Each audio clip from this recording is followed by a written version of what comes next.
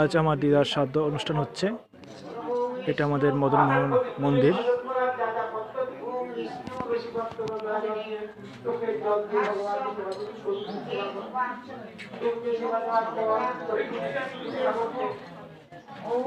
এবার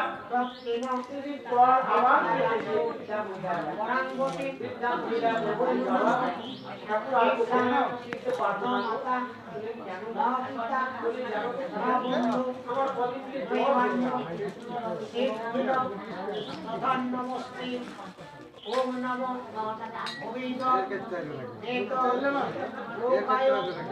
সুখায়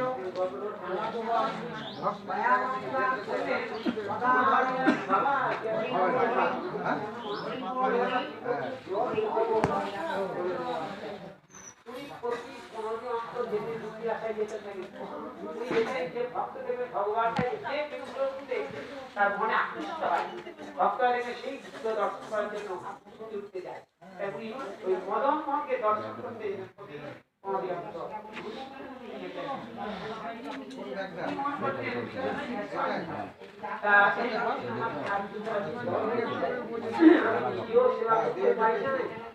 ভগবান মদন মোহনকে